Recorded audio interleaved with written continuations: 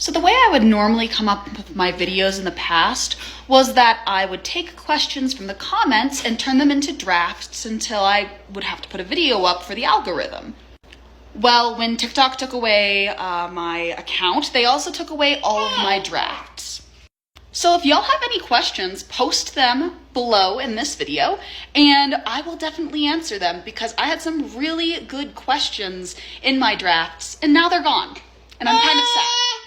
But yeah, I am super excited to be back. And if you don't already, you should go follow me on my backup account. I'll have it pinned in the comments below. It's nice to see y'all again. I'm super excited. So officially, no. If you're speaking in probabilities, each kit has a 50-50% chance of either being buck or doe. You can try the apple cider vinegar trick, to be honest. I use it in my rabbit's water bottles a lot. It's probiotic, it does some great things, and it also takes care of like minor colds and everything. Now, official out the window, some of my old breeder friends do have a thing to say about bucks versus does when breeding. I have heard if you breed during the spring and summer months, you're more likely to get more does. Whereas if you breed in the winter and fall months, you're going to get more bucks. Apparently it has to do with the temperature changes and the reproduction of wild rabbits surviving to breed during the summer compared to the winter. But officially, there really isn't a way. You kind of just get what you get. But if any of my breeder friends have a different answer, I'd love to hear it because I prefer does over bucks because I always end up with these amazing show rabbits that are bucks. I needed an amazing doe for show. So, yeah.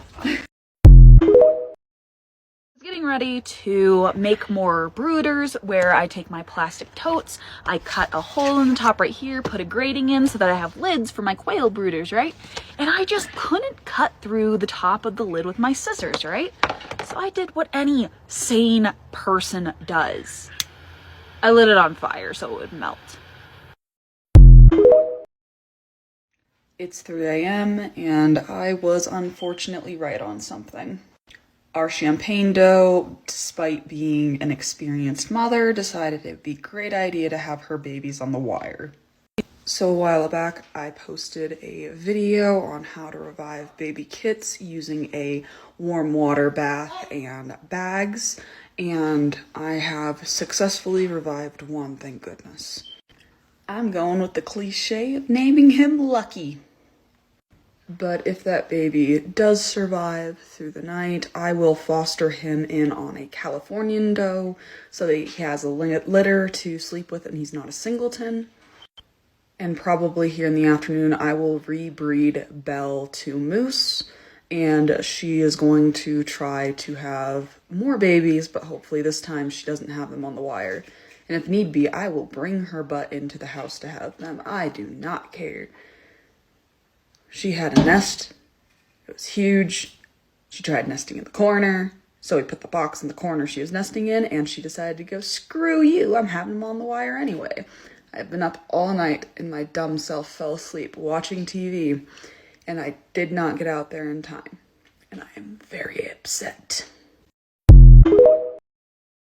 So I have an update for the kits born on the wire at 3 a.m. We lost 2 of them. One of them looked to be stillborn, but the other one I was really hoping to save. With that being said, this little guy was able to be unthawed, and he is doing great. I got about 5 ml of milk replacer in him, and he is currently on the counter, wrapped up in a mixture of mom's fur and dryer lint. I got him cleaned up with a damp, warm cloth, and he is thriving. So this morning sucked finding those kits on the wire, but at least we have this one little bit of light in a very dark morning. I use these tiny little pointed syringe tops to feed newborn rabbits. I don't put it in their mouth and squeeze. I just put it outside of their mouth slightly and bubble it up so they can lick it. And as you can see, he is happy. When it comes to breeding rabbits, especially does, sometimes they just aren't in the mood. You can fix this a few ways. Make sure she's getting at least 12 hours of sunlight, and if she's not, add a light into your barn for artificial light. Take her for a car ride around the block. Try breeding her in the morning to a buck and then at night to see if it brings her into heat. And maybe switch the buck and doe's cages overnight. Not leaving them together, I mean put the doe in the buck's cage and the buck in the doe's cage. That way they can smell the hormones of each other and it might bring her more in the mood. And maybe she just doesn't like that buck. Our one doe, Sammy, would absolutely not breed with any buck in our barn except for Alpha. I don't know why, she was just being petty. It's also important to ensure that your doe is the correct age, being between 6 months to a year for the first time of breeding, or that she's not too old. Also ensure that she's in the proper condition and weight class. If she's under or overweight, that could also make her not want to breed. Also, in our barn, when I do breed a doe, I don't just breed her once. I'll breed her in the morning and 12 hours later. Like I said, sometimes does are just stubborn. So GI stasis is one of those I don't like dealing with and I panic about kind of things. So what I do is if I think a rabbit is going into GI stasis or they're not eating properly, I'll put them on straight hay just to see if there's a problem with the feed or if they just have a stomach ache. Then I will put a tablespoon in our 12-ounce water bottles of apple cider vinegar. And then I will do the infant gas drops. I see GI stasis more with kits than adults. And the way I mitigate kits getting GI stasis is I will put hay into the nesting box when they're 1, 2, 3 weeks old. That way they can start eating it. And that starts preparing their gut flora and their gut biomes to start weaning off of mom's milk and eating pellets. So the sooner you see your kits nibbling at hay in the nest box, the better in my experience for GI stasis. Now, I don't necessarily recommend giving small, young kits gas drops. I have not had success with it, but I have had success with the apple cider vinegar with kits. But for my breeder friends, what do you do? So record keeping's kind of personal in that you're going to want to use what works for you. Some people just use simple notebook systems. I used to use Excel, but right now I'm using Everbreed. It's an app specifically made for people who raise rabbits in a rabbitry. It keeps track of everything. I'm talking date of births, I'm talking weights, when a doe's supposed to kindle, if you have them on a breeding cycle, when you should breed them. It reminds me when to do nails, or if I have to do any kind of first aid, I can put it in the notes. I can keep track of all of my ledgers or weights of all of my kits to make sure that I'm getting a general up, or if the average of a certain litter is equivalent to the average of litters that I've had in the past. I really like Everbreed. With that being said, I also do have a notebook system that I keep besides Everbreed, just in case the app would ever crash or anything because I'm paranoid. But do what works for you. It's going to be your program and your systems. You can have the best record-keeping system in the world, and if you're not able to use it or you don't like using it, it's not going to be good for keeping your records. So I just made a video on my second channel about backyard breeders. Basically, if you are not buying a rabbit from an ethical breeder, you're playing into the problem of unethical rabbit breeding and overpopulation in shelters.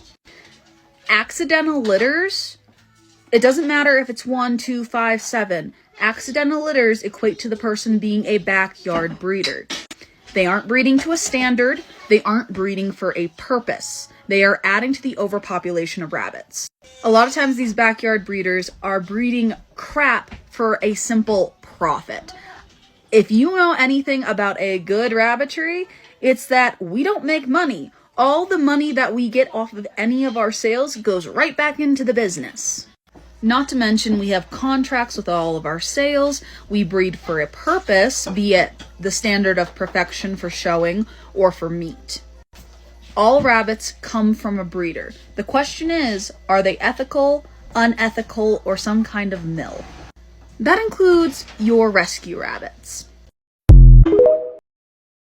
So something I see come up on my page quite often recently is this one New York rabbit rescuer who he's scorning breeders.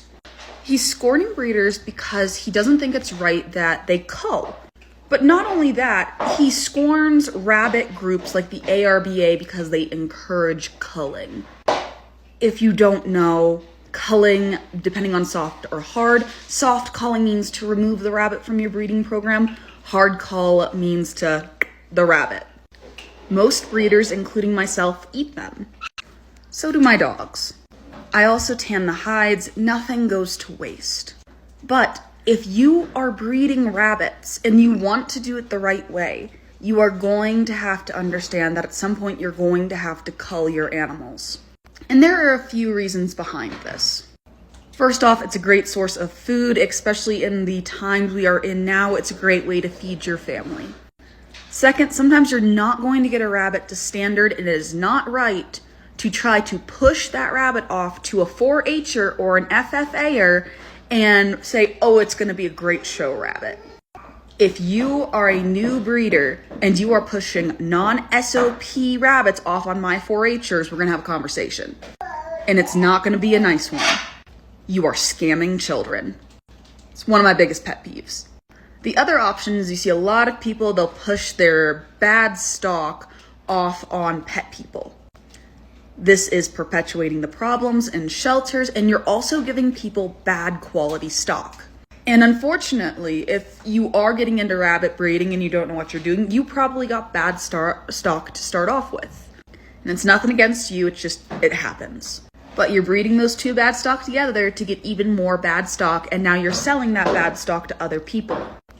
You're giving them rabbits with health issues that aren't to standard, they don't have the condition they're supposed to, they're mangy and scraggly looking. You're scamming people and you're a backyard breeder. And this is a hard reality for brand new breeders. Cull your bad stock. It'll do you better in the end because you'll have more space, you'll have a new resource, and your name won't be dragged through the dirt by every other rabbit breeder in the ARBA in the area. Because let me tell you, a lot of times you'll be blacklisted. And if you're blacklisted off of 4-H program or 4-H groups or FFA groups, it's going to be a long time before you get somebody trusting you to buy one of your better stock once you do learn. Culling rabbits is a part of being a rabbit breeder. And if you can't handle that or you don't like that, you shouldn't be a breeder. There are two schools of thoughts when it comes to tattooing your rabbits. You have your stamps and your pens. I prefer tattoo pens. My favorite tattoo pen is from All Things Bunny. They have a starter kit for about $100, and it's really nice. It has the tattoo pen itself. You can pick the color out. It has needles, a cleaning kit, jars, antiseptic, numbing spray, and a whole bunch of other stuff for you to get started with your tattooing. If you're interested in my kit and how I tattoo a rabbit, I have long format videos up on my YouTube, which is attached in my bio tree on my profile.